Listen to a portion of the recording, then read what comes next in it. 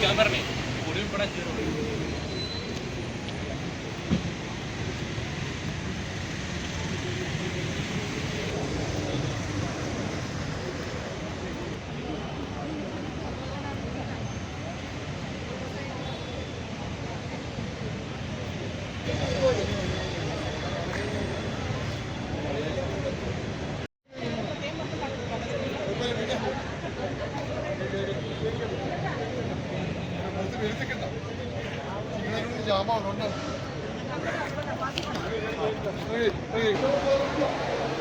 നിങ്ങളുടെ മുമ്പിലുള്ള കപ്പലാണ്. ഒരു കപ്പൽ എന്ന് പറഞ്ഞൊരു പ്രതീതി മാത്രമാണ്. ഒരു മനുഷ്യൻ്റെ യാത്രയിൽ, ഒരു ജീവിതത്തിൻ്റെ ആദ്യ കാലഘട്ടത്തിൽ ഏറ്റവും ആദ്യ മനുഷ്യൻ്റെ കാലം മുതൽ അവനുപയോഗിച്ചുകൊണ്ടിരിക്കുന്ന ചില സംവിധാനങ്ങളിലൊന്നാണ് കപ്പൽ, അല്ലെങ്കിൽ ഒരു വഞ്ചി, അല്ലെങ്കിൽ ഒരു ചങ്ങാടമെന്ന്. അതിലൂടെയാണ് അവൻ വ്യത്യസ്ത സംസ്കാരങ്ങളിലേക്ക് അവൻ എത്തിച്ചത്. ചെറിയൊരു ഉദാഹരണം എന്ന് പറയുന്നത്, ഈ കണ്ണൂരിൽ താമസിക്കുന്ന ഞാൻ അടുത്ത ജില്ലയായ കാസർഗോഡോ അല്ലെങ്കിൽ മംഗലാപുരത്തോ എത്തിക്കഴിഞ്ഞാൽ അവിടെ നിന്ന് ചില സംസ്കാരങ്ങൾ നമുക്ക് പഠിക്കാനാണ്, നമുക്ക് ചിലത് ഉൾക്കൊള്ളാനാണ്, നമുക്ക് ചിലത് അങ്ങോട്ട് കൊടുക്കാനാണ്. ഇതാണ് ഒരു സംസ്കാരം എന്ന നിലയിൽ പൂർത്തിയുമാകും ജീവിതം. കണക്റ്റ് നിങ്ങളെ സ്വാഗതം ചെയ്യുന്നത് ഒരു മനുഷ്യൻ്റെ ജീവിതത്തിൻ്റെ ഒരു ആരംഭം മുതലുള്ള ഒരു സംഗതിയിലേക്കാണ് നിങ്ങൾ കൊടുക്കുന്നത്. ഒരു മനുഷ്യൻ്റെ ജീവിതത്തിൻ്റെ ആരംഭം, അതിനിടയിൽ ഒരു മനുഷ്യൻ്റെ ആ യാത്രക്കിടയിൽ അവന് ചില കാര്യങ്ങൾ എന്നോട് പറയാനുണ്ട്. അവനൊരു മനുഷ്യൻ അവൻ്റെ ദൈവവുമായിട്ടുള്ളൊരു ബന്ധത്തെക്കുറിച്ച് ചില കാര്യങ്ങൾ നമുക്ക് മനസ്സിലാവേണ്ടത്. ഞാൻ ആരാണ് എന്നതിനെക്കുറിച്ച് ധാരണ നമുക്കുണ്ടാകണം. ഞാനും എൻ്റെ ദൈവവുമായിട്ടുള്ള ബന്ധം എന്താണ്, ഞാൻ എവിടെയാണ് നിൽക്കുന്നത്, ഞാൻ നിസ്സാരനായ ഒരു മനുഷ്യനാണെങ്കിൽ എനിക്കെന്ത് ചെയ്യാൻ പറ്റും, ഞാനും എൻ്റെ ദൈവവുമായിട്ടുള്ള ബന്ധം എന്താണ്. ഇതാണ് നമ്മുടെ ഒരു സങ്കല്പം. ഇതാണ് നിങ്ങളിവിടെ നിന്ന് ആരംഭിക്കുമ്പോൾ നിങ്ങളുടെ മുമ്പിൽ പോയി ഈ പോകുന്ന യാത്രയിൽ കണക്റ്റഡ് അല്ലെങ്കിൽ ഡയലോഗ് സെൻ്ററിൽ ചില കാര്യങ്ങൾ നമുക്ക് പറയാനുണ്ട്. ആ പറയുന്ന കാര്യങ്ങളിലൂടെ ചില യാഥാർത്ഥ്യങ്ങൾക്ക് നിങ്ങൾ എത്തിച്ചേരുകയും ആ യാഥാർത്ഥ്യത്തിലേക്ക് നിങ്ങൾ എത്തിച്ചേരാൻ നിങ്ങൾ സ്വാഗതം ചെയ്യുന്നതോടൊപ്പം സ്വാഗതം ചെയ്യുന്നു. ഇനി ചില കാര്യങ്ങൾ നിങ്ങൾക്ക് ഏതുവശം നിൽക്കുന്ന ആൾക്ക് ചിലത് പറയാനുണ്ട്, അവർക്കും തിരിഞ്ഞെടുക്കാം.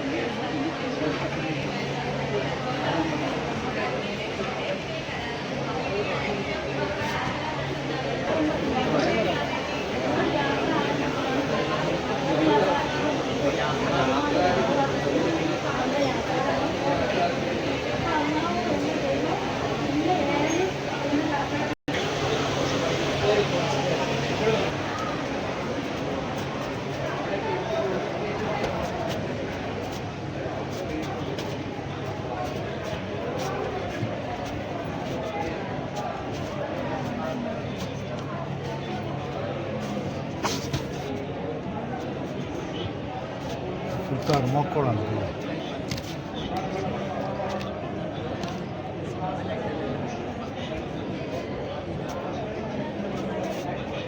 ഗുഹയിലാണ് ശരീരം.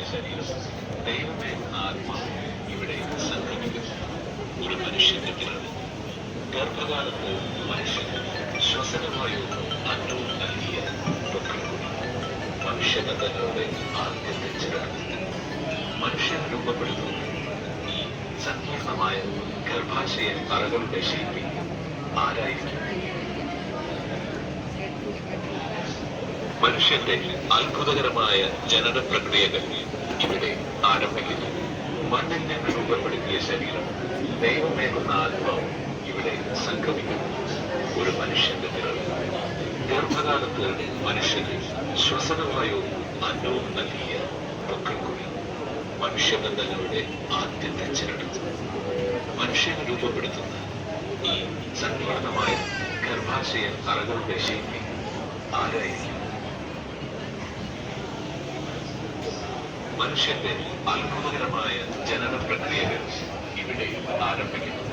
മണ്ണിൽ നിന്ന് രൂപപ്പെടുത്തിയ ശരീരം, ദൈവമേകുന്ന അന്നവും നൽകിയ മനുഷ്യബന്ധങ്ങളുടെ ആദ്യത്തെ ചിരട്. മനുഷ്യനെ രൂപപ്പെടുത്തുന്ന ഈ സങ്കീർണമായ ഗർഭാശയ അറകളുടെ ശൈലി മണ്ണിൽ നിന്ന് രൂപപ്പെടുത്തിയ ശരീരം, ദൈവത്തിന് മാത്രം സഹായം എഴുന്നേറ്റ് ഓടാൻ കഴിയും. മനുഷ്യർക്കെന്താ മറ്റുള്ളവരൊക്കെ ബന്ധമുണ്ട്, അവരോടൊക്കെ കടപ്പാടുകളുണ്ട്. ആ ബന്ധങ്ങളൊക്കെ നമ്മൾ നിലനിർത്തണം.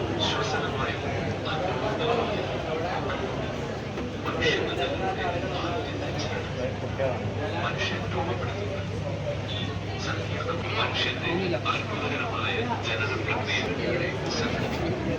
ഒരു മനുഷ്യന്റെ ഗർഭകാലത്ത് മനുഷ്യൻ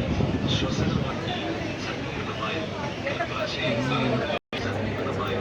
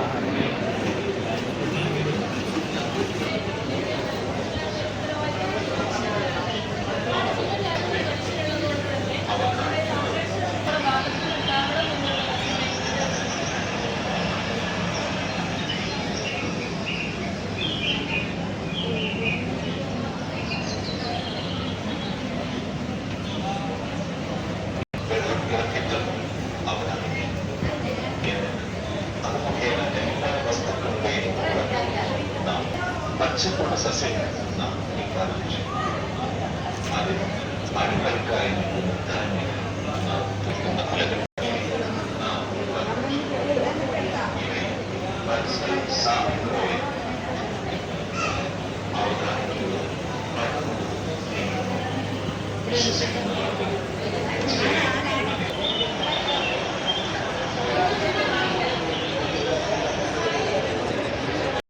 അങ്ങനെ ഇല്ലാത്ത ഒരു ജീവിതത്തിൻ്റെ കഥ എന്ന് പറയുന്നത് കളിയും ചിരിയും തമാശയും ഒക്കെ ആയി ഒതുങ്ങുമ്പോൾ ദൈവിക ദർശനമുള്ള ഒരു ജീവിതത്തിന് മാത്രമേ കൃത്യമായ ലക്ഷ്യബോധത്തിലേക്ക് എത്തിപ്പെടാൻ വേണ്ടി കഴിയുകയുള്ളൂ.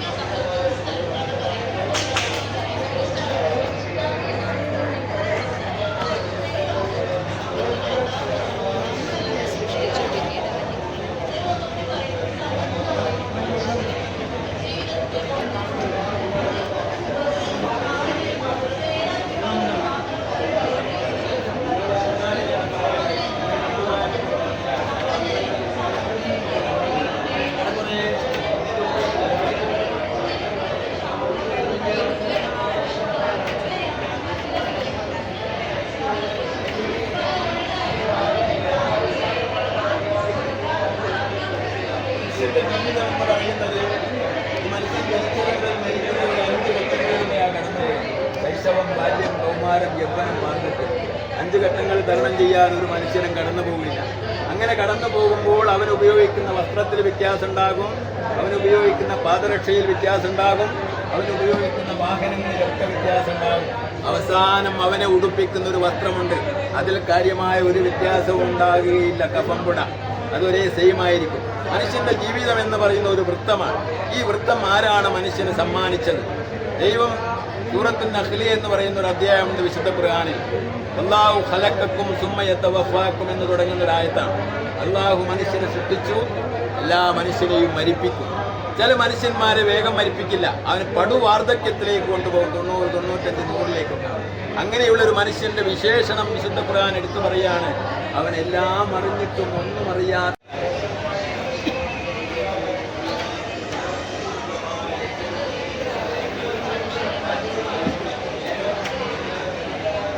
മനുഷ്യൻ സൃഷ്ടിക്കുന്ന വിവിധ മൂല്യങ്ങളാണ് അല്ലേ? മൂലകങ്ങളുടെ പേരാണ് ഇവിടെ കൊടുത്തിട്ടുള്ളത്. ഈ മൂലകങ്ങൾ ചേർന്നുണ്ടായതാണ് മനുഷ്യശരീരം. ആ മനുഷ്യ ശരീരത്തിന്റെ സെറ്റപ്പ് പൂർണ്ണതയിലെത്തണമെങ്കിൽ അതിന്റെ പിന്നിൽ ഒരു ആത്മാവുമാണ്. ആ ആത്മാവ് നൽകുന്നത് ആ ആത്മാവിന് സംസ്കൃതിയാണ് ജീവിക്കാൻ, അല്ലാത്ത പരാജയം.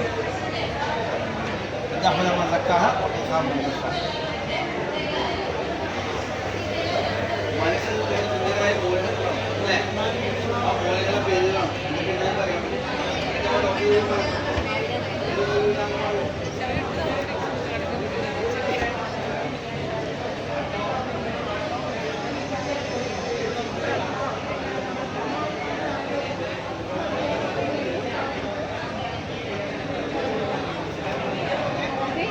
ആണിന്റെ ഷൂ പെണ്ണിന്റെ ഷൂ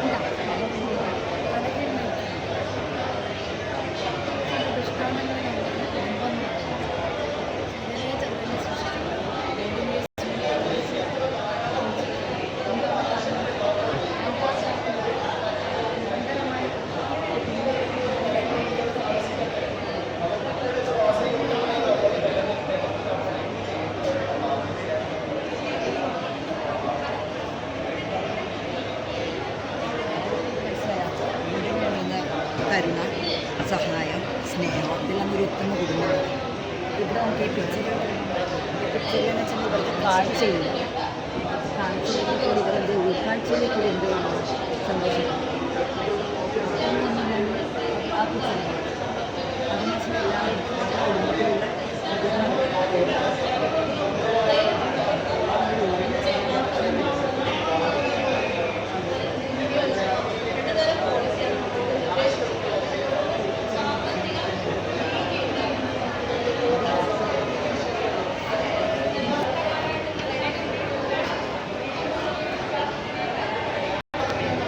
ഇതൊക്കെ പഴയ കാലങ്ങളിൽ അയൽപ്പക്കത്ത് എല്ലാവരും ഒന്നിച്ചിരുന്നിട്ടും എല്ലാം ചെയ്തിട്ടുണ്ടല്ലോ.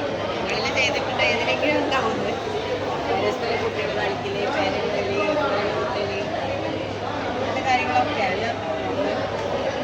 പുതിയ നാടുകളിൽ ഇപ്പം ഇങ്ങനെയാണ് വരുന്നത്. അതായത് ഒരു പകരം ബന്ധം വേണം, ബന്ധം സ്ഥാപിക്കാം, പരസ്പരം സഹായിക്കാം.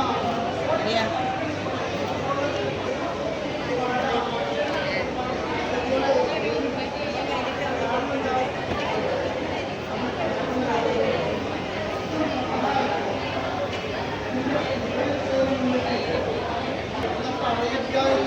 വലിയ സാമ്രാജ്യത്തെ ഇന്ത്യയുടെ 4 ഇരട്ടി വലിപ്പം വരുന്ന രാജ്യത്തിന്റെ വിളംബരം നടത്തിയ ആരെങ്കിലും പഠിച്ചിട്ടുണ്ടാവല്ലോ. ബിലാലിന്റെ പ്രത്യേകത എന്താ? കറുപ്പ വർഗക്കാരനാണ് എന്ന് പറഞ്ഞാൽ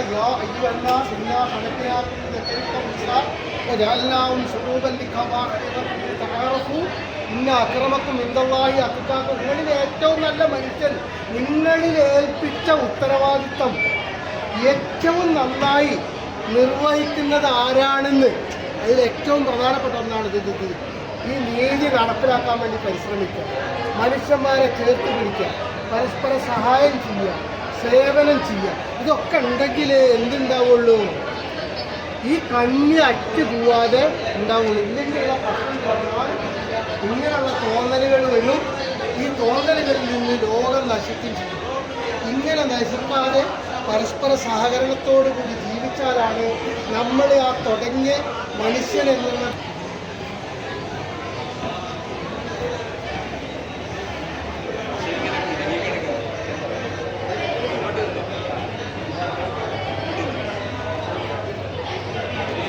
മനുഷ്യനിങ്ങനെ കുടുങ്ങിക്കിടക്കുന്നുണ്ട്. അദ്ദേഹം കുടുങ്ങിയതാണോ കുടുക്കിയതാണോ? കുടുക്കിയതാണല്ലേ. അതിനാണ് കുടുക്കിയത്. ഇങ്ങനെ ടൈറ്റായിക്കൊണ്ടേയിരിക്കുകയാണ്. ആദ്യം കുറച്ചേ കുടുങ്ങിയിട്ടുണ്ടായിരുന്നു. അദ്ദേഹത്തിന് കുറച്ച് സാമ്പത്തിക പ്രയാസമുണ്ടായപ്പോഴാണ് അദ്ദേഹത്തിന് ബാങ്കിനെ സമീപിക്കേണ്ടി വരുന്നത്. ബാങ്കിൽ നിന്ന് വിളിവരികയാണ്, നിങ്ങൾക്ക് പേഴ്സണൽ പാസ്സായിട്ടുണ്ട്, അതോടുകൂടി കുറച്ചൊന്ന് കുടുങ്ങി. അപ്പോൾ സാമ്പത്തിക പ്രതിസന്ധി കുറച്ചുകൂടി കൂടിയപ്പോഴാണ് അദ്ദേഹം ലോട്ടറിയെ സമീപിക്കാൻ തുടങ്ങിയത്. അപ്പോൾ അദ്ദേഹത്തിൻ്റെ വരുമാനത്തിൻ്റെ നല്ലൊരു പങ്കും പിന്നെ ലോട്ടറി കവറിൽ നിന്നെടുത്തെത്തി. പിന്നെ ഓൺലൈൻ തട്ടിപ്പായി, ചൂതാട്ടമായി, ഇങ്ങനെ ഞെരുങ്ങി. അവിടെ അമേരിക്ക പോലുള്ള രാജ്യങ്ങളൊക്കെ ഉണ്ട് മുതലാളിമാർ നോക്കും. കാരണം അവർക്കൊന്നും ഇദ്ദേഹത്തിൻ്റെ കാര്യത്തിൽ ഒരു താല്പര്യവുമില്ല. തൊഴിലാളിയുടെയോ പാവപ്പെട്ടവൻ്റെയോ കാര്യത്തിൽ ഒരു താല്പര്യവുമില്ല. അവർ സമ്പത്ത് ഇങ്ങനെ സമ്പാദിച്ച് കൂട്ടിക്കൊണ്ടേയിരിക്കുകയാണ്. സോഷ്യലിസ്റ്റ് രാജ്യങ്ങളുടെയും അവസ്ഥ അങ്ങനെ തന്നെയാണ്. കാരണം അതിൻ്റെ ഒക്കെ ഉൽപ്പന്നങ്ങളാണല്ലോ ഇതൊക്കെ ലോട്ടറിയൊക്കെ. അപ്പം മറിച്ച് ഒന്നുണ്ട് ഇവിടെ. ഇതാ നോക്കൂ, അന്യൻ്റെ ധനം അന്യായമായി തിന്നാൻ പാടില്ല എന്ന് പറഞ്ഞ 15 മാർഗങ്ങളിലൂടെ സമ്പത്ത് കറങ്ങിക്കൊണ്ടിരുന്നാൽ അവസാനം ഉണ്ടാകുന്നതാണ് സാമ്പത്തികമായിട്ടുള്ള സുസ്ഥിര വികസനം ഒരു സമൂഹത്തിൽ. ആർക്കും ഒന്നും ഇത് ഇസ്ലാമിന്റെ സമ്പത്ത് പരിശ്രമിക്കുന്ന ഒരു സ്റ്റാളാണ്. ഇതിനൊരു അടിസ്ഥാനമുണ്ട്. അടിസ്ഥാനം എന്ന് പറയുന്നത് അള്ളാഹുവാണ്, ദൈവമാണ് സമ്പത്തിന്റെ യഥാർത്ഥ ഉടമ എന്ന് പറയുന്നത്. അത് വിനിയോഗിക്കുക മാത്രമേ ചെയ്യുന്നുള്ളൂ. ഈ വിനിയോഗിക്കുമ്പോഴുള്ള 2 പോളിസി എന്ന് പറയുന്നത് സാമ്പത്തിക നീതി ഉണ്ടാക്കണം സമൂഹത്തിൽ. അതുകൂടെ അതിൻ്റെ കൂടെ തന്നെ ബന്ധങ്ങൾ, സാമൂഹ്യ ബന്ധങ്ങളെല്ലാം പുഷ്പളമായിട്ട് വരികയും ചെയ്യണം. അങ്ങനെ ചെയ്യണമെങ്കിൽ നമ്മൾക്ക് ഈ സമ്പത്ത് എന്ന് പറയുന്നത് കോട്ടയാണ്. സംരക്ഷിക്കുന്ന കോട്ടയാണ് സമ്പത്ത്. അതുണ്ടാക്കുന്നതിന് സ്പെൻഡ് ചെയ്യുന്നതിനും നമുക്ക് കുറച്ച് റൂൾസ് പറഞ്ഞിട്ടുണ്ട്.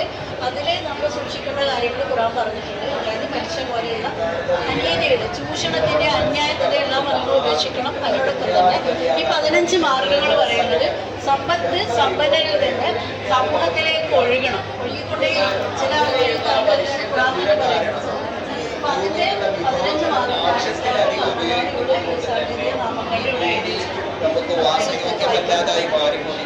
ആ പാട്ടിൽ പറഞ്ഞു പോലെ ഇനി വരുന്നൊരു തലമുറയ്ക്ക് ഇവിടെ വാസം സാധ്യമോ എന്ന് ചോദിച്ച പോലെ ഇവിടെയുള്ള ജലാശയങ്ങൾ മലിനമായിക്കൊണ്ടിരിക്കുന്നു, വായു മലിനമായിക്കൊണ്ടിരിക്കുന്നു. അങ്ങനെ സർവ്വ വിഭവങ്ങളും പ്രകൃതി വിഭവങ്ങളൊക്കെ മനുഷ്യന് ഉപയോഗയോഗ്യമല്ലാതാകുന്ന രീതിയിലേക്ക് മനുഷ്യന്റെ കൈകടത്തൽ അത്രക്കും മാറിക്കൊണ്ടിരിക്കുന്നു. പല ഗർഭാശയങ്ങളിൽ നമ്മൾ യാത്ര ഇങ്ങനെ വരുന്നുണ്ടല്ലേ. അപ്പൊ ഈ ഒരു എക്സിബിഷനിലേക്ക് നമ്മളൊരു യാത്ര ചെയ്തിട്ടല്ലേ വരുന്നത്. പല വാഹനങ്ങളിലേക്ക് വന്നിട്ടുണ്ടാവുക, ബസ്, ഓട്ടോ ഒക്കെ അല്ലേ. അപ്പൊ നമ്മൾ വന്ന വാഹനം മാത്രം എടുക്കുക. ഒരു റോഡിലൂടെ നമ്മൾ പോകുമ്പോൾ നമ്മൾ വളരെ സുരക്ഷിതരായി എത്തേണ്ട രീതിയിൽ വളരെ ആസൂത്രിതമായിട്ടല്ലേ ഈ വാഹനം ഉണ്ടാക്കിയിട്ടുള്ളത്. ഇത് ആരൊക്കെ ഉണ്ടാക്കിയിട്ടുണ്ടല്ലേ ഈ വാഹനങ്ങൾ.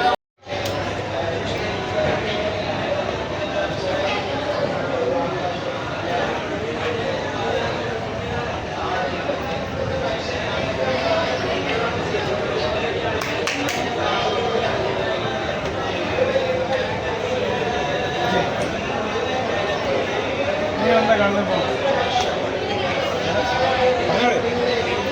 എന്താ കാണുന്നത്? ലൈറ്റ്നസ് കാണാം. കടലിൽ പോകുന്ന ഷിപ്പിനൊക്കെ വഴി അറിയാനുള്ള തിക്കറിയാനാണ് ഇസ്ലാം എന്നാണ് നമ്മൾ എഴുതിയത്. ഇസ്ലാം ഈ ലോകത്തിൽ ഉള്ള കപ്പലുകൾ മാത്രമല്ല, എല്ലാ മനുഷ്യർക്കും ദൈവത്തിൽ നിന്നുള്ള ഗൈഡ് ലൈൻ വെളിച്ചമാണ്. ഒരു ലൈറ്റ് ഹൗസ് പോലെ അതിനെ പ്രചരിക്കണം. ഭൂമിയിൽ എല്ലാവരും കിട്ടണം. ഇസ്ലാമിൽ നേരത്തെ കണ്ട എല്ലാ സ്റ്റാളിലും കണ്ട പ്രയാസങ്ങൾക്ക് കാരണം ഇസ്ലാം ഇല്ലാത്ത അവസ്ഥ കൊണ്ടാണ്. ആളുകൾ എരിയുകയോ ഇല്ലേ ഇല്ലേ പലിശ കൊണ്ടും ഇതെല്ലാം മനുഷ്യരുടെ വ്യവസ്ഥ കൊണ്ട് മനുഷ്യൻ എരിയുകയാണ്. ആ ഇരിക്കുന്നതൊക്കെ റിലീസാക്കാനുള്ള മാർഗം ദൈവം പറഞ്ഞിട്ടുണ്ട്. നമ്മളുണ്ടാക്കുന്നതല്ല. ഇതൊക്കെ ഈ അനന്തമായ മഹാശിവങ്ങളിൽ ആ വാസികളുടെ വലിയ സൂക്ഷ്മമായ ഭാഗമാണ് ഭൂമി. അവിടെ മനുഷ്യൻ എങ്ങനെ ജീവിക്കണമെന്ന് ഒരിക്കലും മനുഷ്യൻ ഉണ്ടാക്കുന്നതല്ല, ദൈവം ഉണ്ടാക്കുന്നത്. ആ ദൈവം കാണിച്ചു തന്ന സത്യമായ പാണ്ഡവമാണ്, സത്യമായ എന്താണ് റൂട്ടാണ് ഇസ്ലാം.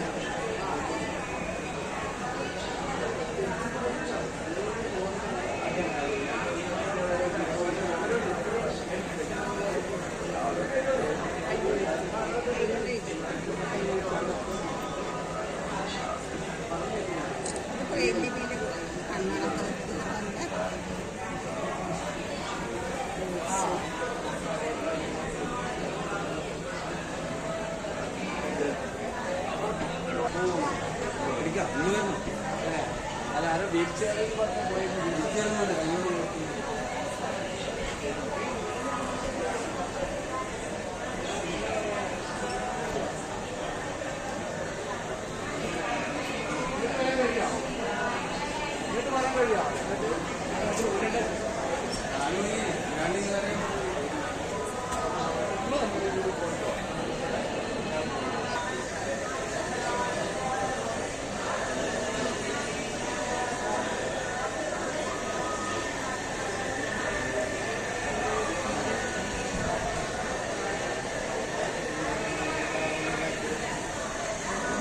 ഇല്ലേ സ്ഥിതിയിലാണ്. ഇതിന്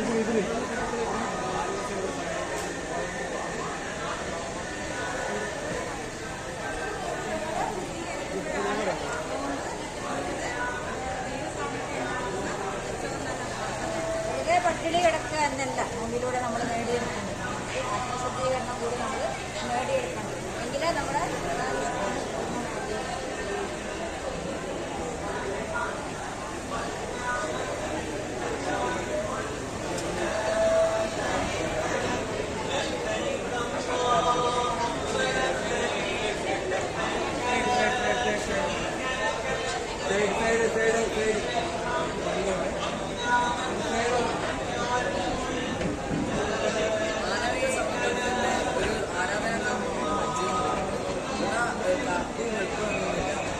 എല്ലാ രാജ്യത്തും ആണും പെണ്ണും ചെറിയവരും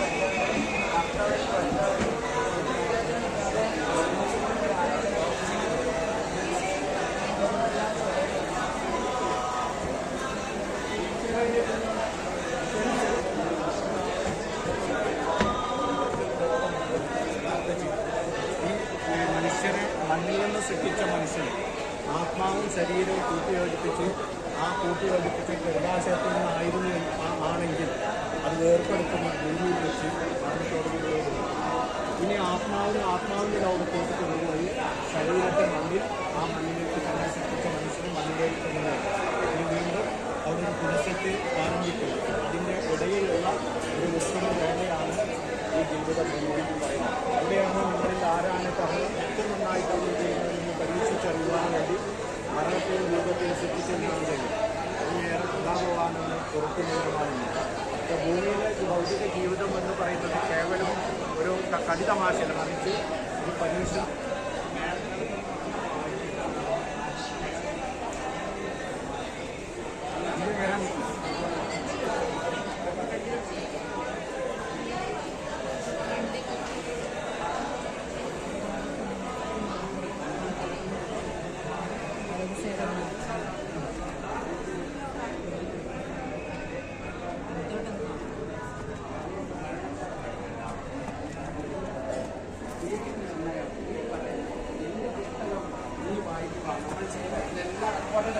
വീഡിയോ റെക്കോർഡാണ്, എല്ലാ റെക്കോർഡാണ്, AI ഫുൾ റെക്കോർഡാണ് അല്ലേ? നമ്മൾ ചെയ്യുന്ന എല്ലാ കർമ്മങ്ങളും റെക്കോർഡ് ചെയ്യും. ആരെങ്കിലും അതിക്രമം കാണിച്ചാൽ അതൊക്കെ റെക്കോർഡാണ്. അത് വായിക്കുന്ന ഒരു നാള് വരും. ആ വായിക്കുന്ന നാളിലാണ് നമ്മൾ അല്ലേ? മരണത്തെ പേടിക്കേണ്ട.